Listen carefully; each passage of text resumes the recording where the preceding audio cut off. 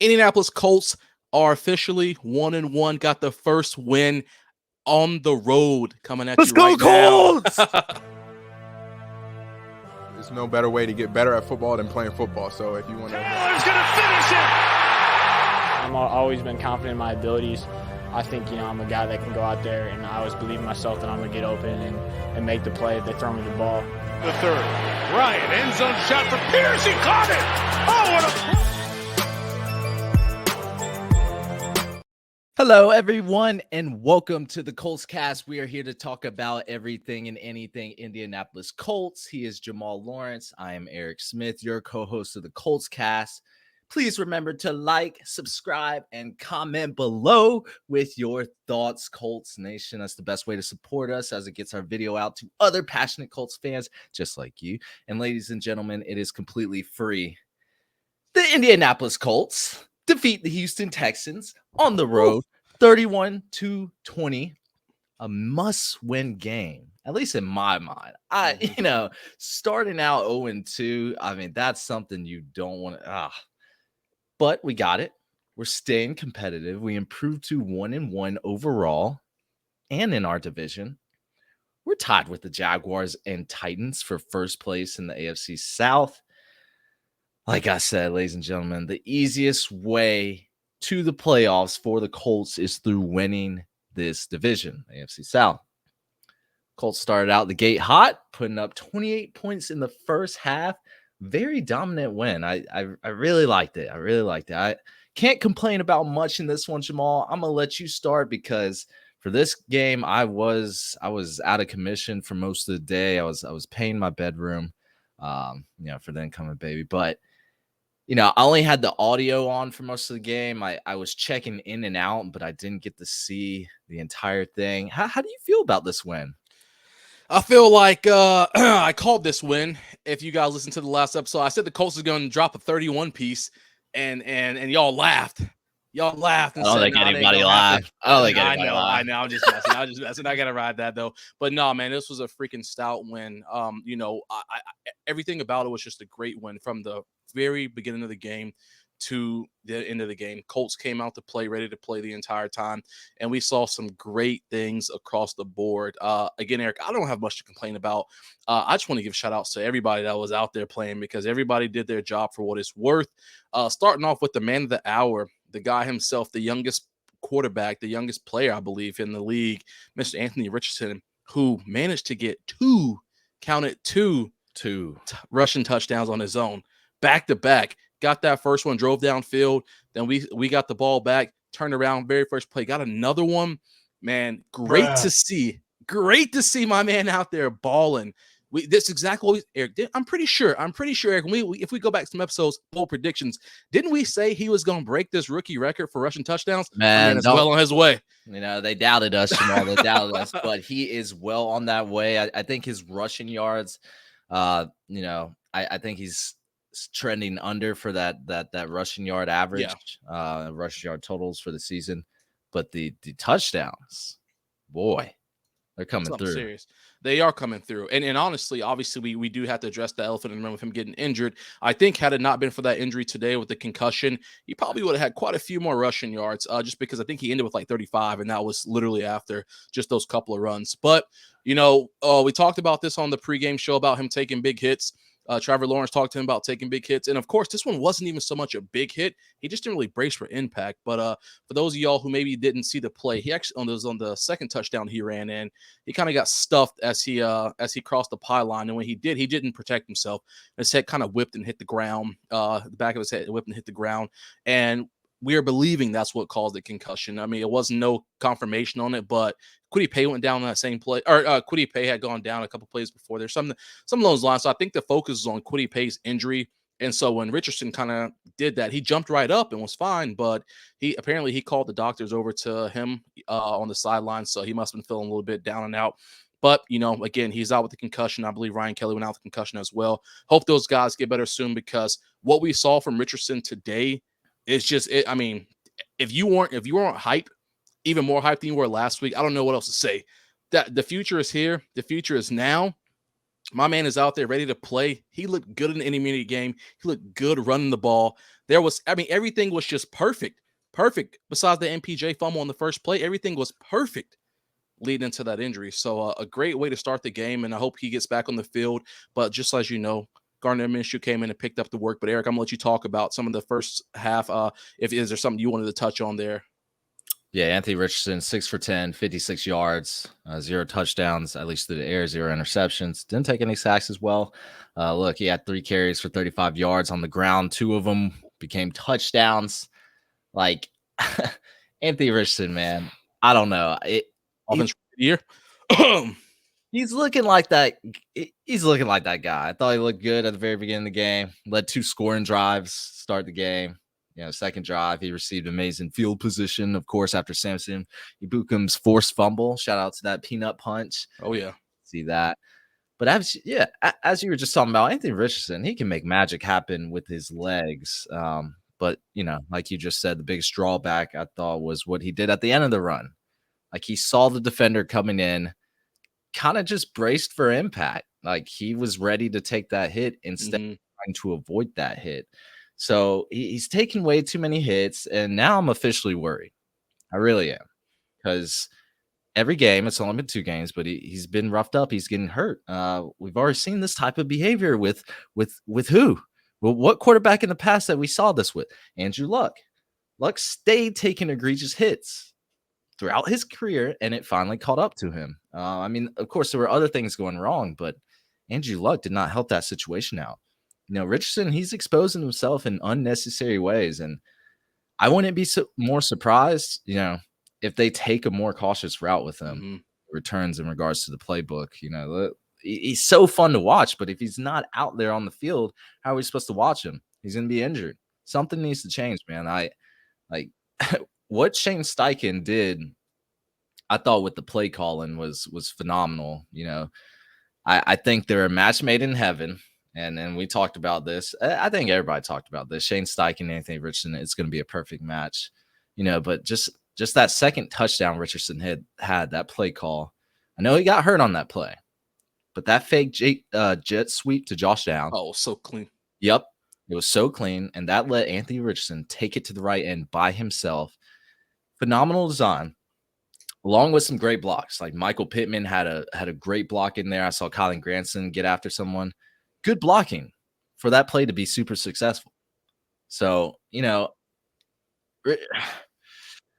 Richardson knows he's about to get hit. He's got to do something about it. That's all I'm going to say. But, Shane Steichen, shout out to him. I know you're about to talk about Gardner Minshew. Let's talk about Minshew Mania. Yeah, Minshew Mania, it's safe to say, as soon as he stepped on the field, I should say this first off. This is the first time I think we can all sit here and say that we have a backup quarterback since, even from Peyton to Luck to Jacoby Plant, to anybody who started quarterback for us. This is the first time we can sit here and say we are not too concerned with our backup quarterback. They have to come in. Minshew stepped right on the field and picked up right where Richardson left off. What was that bomb he threw to Will Mallory for 43 yards? Will Mallory, guys, we talked about him. I know why the Colts now have 17 tight ends on the team. They can just keep the rotation going. So when one catches a play, they get the next one, and it keeps everybody fresh. Bunch of pass catching tight ends, man. Yeah. I'm liking it, and Steichen is employing them very well. Absolutely, and it's looking really good. I do think it's very interesting, though. Very interesting to see. And I know everybody knows this, but just because we got a fair chance to see the way Richardson was darting the ball out there versus the way Minshew throws it, it's just so like Minshew has such a light and fluffy throw where he just kind of glides it out there versus Richardson. This dude is throwing it 1,000 miles an hour. I forgot who he threw onto. I think it was Granson. It came at him so hard he couldn't even catch it because he just it was nonstop fast. Velocity on his throws are just there's so much zip on the ball. I know the receivers have to get used to it because they're like, dang, I ain't never been thrown a ball like that. But right. Hey, yeah, it is very different. But yeah, and again, Minshew was out there. He did his thing. He looked really good. Confidence, poise, everything that we expect in a backup quarterback. And honestly, what I would expect in a starter. Minshew was out there just looking very, very clean. And again, the last thing we want to see is Richardson hurt. But in a perfect or in an unperfect world, if Richardson was to go down for long term for us, I feel very confident in Minshew to pick up right where he left off and kind of keep this thing straight and level for us, because there are plenty of times we could see somebody else come in there and it can get super nerve-wracking, or the running game starts taking a hit because we have to start doing different things. But the players all seem confident. And what I liked about Minshew as well, because Richardson was spreading the ball out, but I kind of felt like Minshew started spreading it out a little more than he did too. And again, I know we have a smaller sample size to use for Richardson versus Minshew because he was in there for a much longer time. But I really enjoy how much this ball is getting divvied out to all these players, because that just means everyone has to be single coverage. It's going to be hard to kind of double coverage, to pick someone to double cover when you have anybody on the team who can catch the ball whenever they go out for a route. We saw some good Josh Downs. We saw some good MPJ, some good Grandson, some good Mallory. Mo Alley Cox came out of nowhere and got a nice grab and ran downfield. I mean, everybody who was in there who touched the ball and had an opportunity to catch it did something with it. And that's just an exciting time. And I know everyone's feeding off everybody. And it was all around a great offensive show for majority of the game. I will say Michael Pittman, I mean, he grabbed about 40% of the target share. He's still looking like the presumed wide receiver one for the team. Like, our quarterbacks, they are looking for him in the receiving game. So they're drawing up plays to give Michael Pittman the ball. And, you know, he's doing work with them. I would say this game, he wasn't as efficient as he was last game. I mean, he only averaged about 7 yards per reception. But yes, when outside of that 40% target share, I mean, the next highest person was Josh Downs with about 5 targets compared to Pittman's 12 targets. So, yeah, you saw a lot of people getting the ball. So there were a lot of receivers involved. But, yeah, Minshew Mania, man. Like, he came in, he did his thing, filled in exceptionally for the injured Anthony Richardson. Perfect backup. Oh, yeah. His familiarity with Shane Steichen's offense, his ability as a quarterback relative to other backups, I mean, it is above par. Like, we're hitting eagles and birdies with Gardner Minshew. Like, when Anthony Richardson got hurt, I was sad, but I wasn't sad about, you know, our backup coming in. Mm-hmm. I was sad about Richardson's injury. So yeah, Minshew Mania has got next up. Zach Moss, boy, you can tell the difference. Mm-hmm. He runs so much harder than Dion or any of those guys. I mean, bruises through. Of course, we're playing a softer matchup, but bell cow back. Like, I don't think they featured another running back the entire game. It was just the Zach Moss show. So huge upgrade for us. Running game has completely changed. Even with Jonathan Taylor back in there, it's going to be that dynamic duo. I don't think they sit Zach Moss. I think they get both of them in there and they will play off of each other. Yeah, I would say masterful performance by this offense. I mean, even the offensive line, outside of a few penalties, amazing job by this group. Didn't give up a sack. Running great. Game was moving. A lot of lanes opening up. Josh Downs, from what I saw from him when I did get to see the TV, I thought his route running came into play so many times. Yeah. That's why he was the second most targeted receiver. He was getting open. He was able to, even after the catch, I mean, he was putting the brakes on people, making people miss. I know he wasn't the leading receiver, but Josh Downs is awesome in this offense. Oh, he absolutely is. I mean, he had a good game that was called back too. It was a big first down for him that he had called back because of a holding call. So the point is he's going to be that guy. He's that person who can get behind those linebackers but stay in front of the safeties, get the ball and get that yards to the catch. I mean, we talked about that, Eric. We talked about that during our reason to draft him episode. We talked about that leading to him actually being drafted by us and in all preseason. And everything is coming into fruition, guys. If you didn't know, everything we talked about is coming to fruition right now. So Josh Downs pick. We called Shane Steichen. We said he is the best candidate right now. And I mean, it is all coming to fruition. Shane Steichen, again, play calling, was very creative today. Yeah. He didn't attempt any fourth downs today. Didn't need to, though. Mm-hmm. You know, he had a comfortable lead for about all of the game. You know, he felt like he didn't have to take any risks, which is good. I'm glad he did that. He took a field goal when he needed to. He got Rigoberto Sanchez very involved, 5 punts. You know, let's not go for it on 4th and 3, 4th and 2. Punt it. Let's make the Texans work. We already have a huge lead. He's effectively managing the game to ensure his first win. I love it. Threw a challenge flag and also succeeded. Shane Steichen looking like the supreme commander out there. And it's, oh my God, this is one of the best times to be a Colts fan, I will say. Without question. And the only thing I would like to see Shane Steichen do a little bit more of is I want to see him keep that foot on the gas pedal all game long. Of course, we know the second half, we tapered it down. We dropped down a gear because we were up at 28-10. But we saw the Texans try to make a little comeback and a little run towards the end of the game. I want to see us be able to continue to play at that same first half level because I don't care about running up the score, man. This is your job. This is your livelihood. If that means you got to drop 40, 50 points to make sure you feel comfortable, we all know what happened in Minnesota last year. We don't want to ever see a repeat of that. So I want to see us, if we can drop, 35, 40 points, do it. I'd rather us be super comfortable than have to worry about, oh, shoot, defense needs to step up now for this drive. We got to make sure we can get a first down for ourselves on this drive to keep that clock running. Again, I don't think the Texans would have had a chance to come back.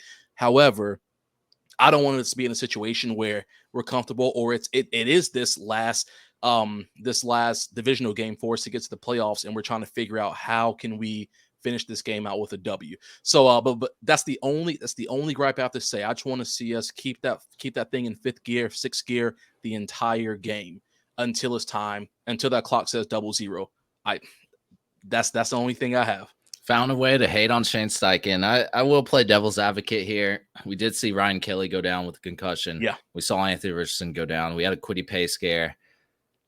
I think you try to play as conservatively as possible at that point and, relax. Maybe we don't have to go full throttle on every single play when we have a comfortable lead. But I do understand the Texans did have a chance to make a comeback, We only put up 3 points in the second half. So the Texans were trying to get it going. And CJ Stroud, he threw for 384 yards.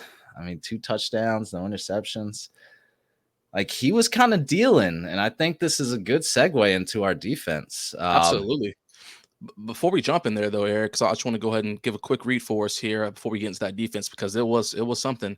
All right, guys, football season is back. And you know what that means: touchdown dances, Sunday tailgates, and epic fantasy showdowns. But fellas, let's not forget the real MVP of the season, introducing the all-new Beard Hedger Pro Kit by Manscaped, your ultimate luxury beard grooming kit. This kit is your secret weapon for staying sharp on and off the field. Don't fumble this opportunity. Head to manscaped.com and elevate your grooming game with the Beard Hedger Pro Kit. Join the 9 million men worldwide who trust Manscaped. You heard that right, 9 million men or 109 MetLife stadiums. So go to manscaped.com and get 20% off plus free shipping with the code ColtsCast. Beard Hedger Pro Kit is a grooming powerhouse built for precision and style, just like your favorite quarterback. This kit uses beard touch-up. This kit tackles beard touch-ups effortlessly, ensuring that you're always prepared for the next play. Plus, it has a compact design for easy portability. Plus, it's waterproof, so you can shave in the shower to avoid all that hair in the sink. Titanium-coated blade. It's tough on hair, but smooth on your face, leading to a single stroke efficiency that brings satisfaction one stroke at a time. Remember, the Beard Hedger Pro Kit is your go-to teammate for maintaining a sharp and polished beard, whether you're on the field or in the office or anywhere in between. Grab yours today and experience the game-changing difference. Get 20% off plus free shipping with code ColtsCast at manscaped.com. That's get 20% off plus free shipping with code ColtsCast at manscaped.com. Your grass is not artificial. Keep it shaved with Manscaped. Boy, this defense. Like, I know we gave up 20 points to the Texans, but let's be honest. We were playing at least late in the fourth. It was a lot of prevent defense. We were just trying to make sure they weren't going to score. But this front seven, elite. Dirty. We absolutely shut down the run game, made their offense one-dimensional. I have to say, 6 sacks and 10 tackles for a loss. Can't ask for more there. Impressive stuff there. Shout out. We could shout out the whole front seven almost. But, CJ Stroud, he's been sacked 11 times through 2 NFL games. Welcome to the NFL for you, brother. Mm-hmm. Even the rotational pieces had themselves a day. Like Jake Martin, Taven Bryan, they each got themselves a sack. Kwity Paye, he's averaging a sack per game so far. Just got to stay healthy. DeForest Buckner. Y'all already know I ordered his jersey, right? I thought I was playing. Terrorizing offensive lines. And, he he ended the game essentially with that sack. So love to see that. Love to see that. Samson and Bukum, clear upgrade from Unique Ngakoue. Yeah. I mean, I am hype about this defense. I think Gus Bradley's doing it right. I will say the secondary, if we had to talk about one thing about this defense, one thing about this entire team today, it's got to be that. Julius Brents, he's out. Darrell Baker. I mean, when he got the starting job, I said Darrell Baker Jr. I mean, he's been turning up in the preseason, but we've seen this song and dance before. We've seen preseason stars turn into duds, and Darrell Baker Jr. I mean, he got torched. He did. Like, he was the Human Torch today, and the secondary is going to be an issue. CJ Stroud almost had 400 yards against us.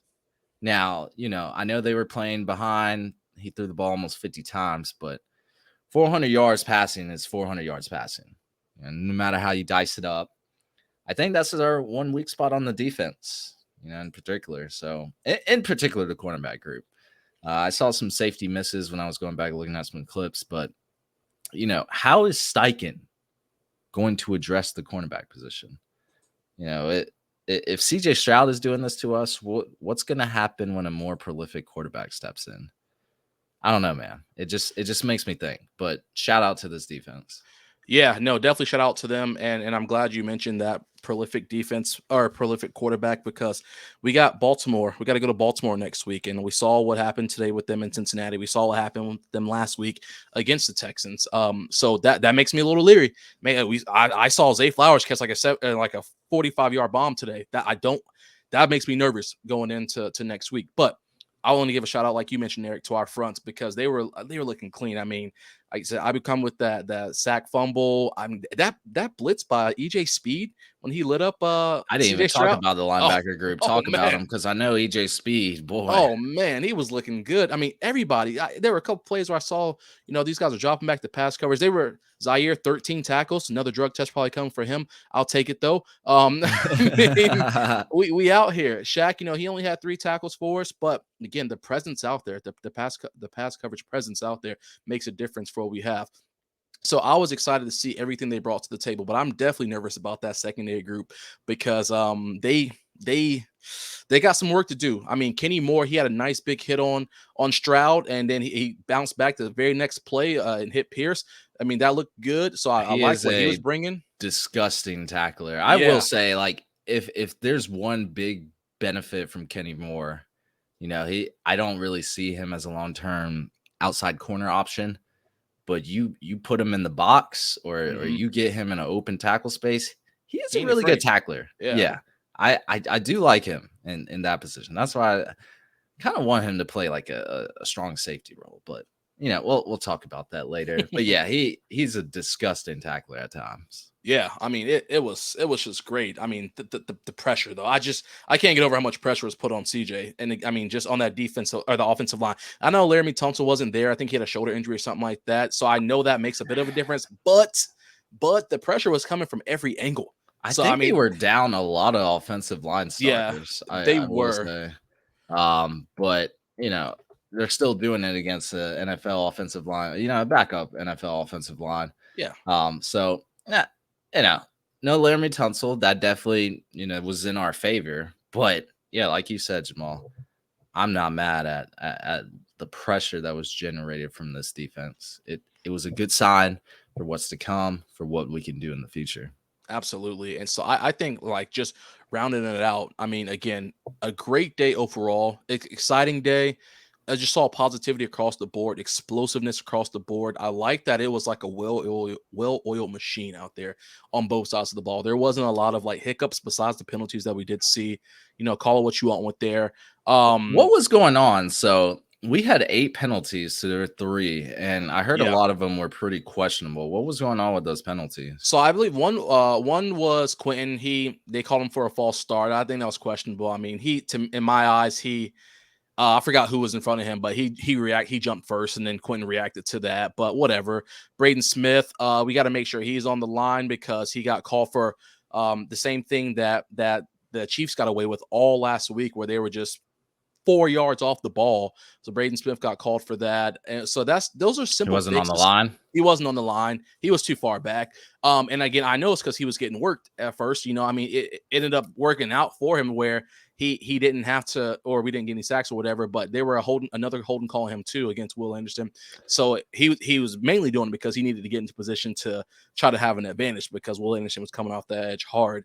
But it's one of those things where we got to correct those small issues because in a situation where it's a closer game or we're down, those are game-changing penalties. It didn't really matter when we're up by 18 points. It's frustrating, but it's not the end of the world. But definitely something where I want to see comfort. I want to see confidence because usually if you're backing up that far off the line or you're getting a holding call because you're not confident in what's going on. So that just lets me know that the competition had the potential to be better than you, so you try to compensate for it, and we can't have that. You got to be ready. Tough matchup with Will Anderson. We talked about that. Without question. Where is he going to line up? Of course, he lined up against Braden Smith, so it was a battle all day. But I would say Braden Smith won in the end. He won the war. Oh, yeah. A few big things. The red zone. We were 100% in the red zone. So that is crazy. Shout out Matt Gay, 4 extra points. He was 100% on the day. I think he's 100% on the season now, right? I believe so. Of the regular season. Look, investing in that kicker position. I'm hoping we get some dividends from that. And so far, so good. So, look, I'm happy we got the win. I was going to be completely distraught if we ended up starting 0-2 because at that point, going into Baltimore, it was going to be tough sailing for us. Because I think they're 2-0, we're 1-1, we're on the road still. I just thought, we were just going to start 0-3 right then and there because what Baltimore does. But we're 1-1 now. I mean, we have to stay competitive. Oh yeah, and this is what we did. We came out on the road against Houston, got a divisional win, and look. Now the most important thing, I think, I don't even know if we talked about this enough, but the health of Anthony Richardson. Absolutely. Because, 14 points was like that. Like snap, crackle, pop. And that was with Richardson in there. And, they game planned for Richardson and that offense. And like you talked about earlier, Jamal, I don't want to have the receivers, I want them to be used to that zip.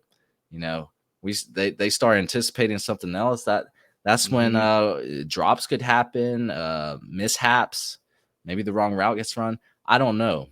But I do know, I saw this. I don't know if it was Tyreek Hill who talked about this, but the Dolphins receivers, they've been getting thrown balls from a right-handed quarterback all their life, and they had to switch to Tua, who throws left, and it makes a difference. So just like that, and the zip and velocity that Richardson has on this ball, I want them to get used to that. Like you're about to get a bullet. You got to catch it.